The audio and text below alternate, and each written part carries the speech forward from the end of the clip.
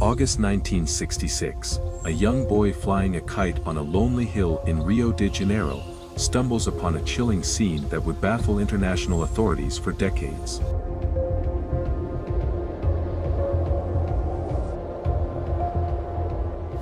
Two men, lying side by side in the thick grass, they are dressed in immaculate formal suits and protective waterproof coats.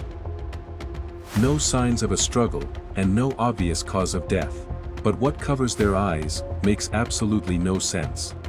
Heavy, handmade lead masks resting over their faces, the exact kind used by scientists to protect against lethal doses of radiation. When investigators climbed the steep hill, they discovered a crime scene that looked like a sequence from a science fiction film. The men carried no weapons, but beside them lay a bizarre collection of items: an empty plastic water bottle, two damp towels meticulously folded, and a small notebook written in a cryptic manner. Inside that notebook, detectives found a handwritten note that contained instructions so terrifying, they defy all medical and logical sense. It read, 4:30 p.m., be at the agreed place. 6:30 p.m., swallow capsules. After effect, protect metals, wait for mask signal. The bodies were soon identified as Manuel Pereira da Cruz and Miguel José Viana, two highly skilled electronic technicians from a neighboring town. But as the police dug deeper into their personal lives, a darker obsession came to light. These were not ordinary repairmen, they belonged to a secret, underground society of spiritualists and amateur scientists who were obsessed with trying to contact otherworldly beings, using high-voltage electronic equipment and psychedelic substances. They believed that to see alternative dimensions, they needed to protect their eyes from spiritual radiation, using lead.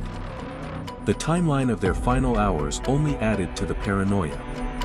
3 days before their bodies were found, Manuel and Miguel left their homes with a massive amount of cash, equivalent to thousands of dollars, claiming they needed to buy materials for a secret project. Records show they boarded a bus, arrived in Rio de Janeiro, and walked into a local tavern. Witnesses stated the men seemed incredibly anxious, constantly checking their watches. They bought a single bottle of water, and strictly requested a receipt, as if they needed to prove something to someone. They then walked out into a raging storm, heading straight toward the mountain. When the bodies were discovered, the large sum of cash they carried had completely vanished. Yet, their expensive equipment and watches were untouched, ruling out a simple robbery. But the biggest disaster of the case happened inside the morgue. The coroner's office was struck by an inexplicable wave of delays. By the time the autopsy was finally performed, the internal organs were so badly decomposed that toxicologists could not determine what was inside those mysterious capsules. To this day, no one knows if they swallowed a deadly poison or a massive overdose of experimental drugs. On the exact night Manuel and Miguel died, the mystery took a supernatural turn.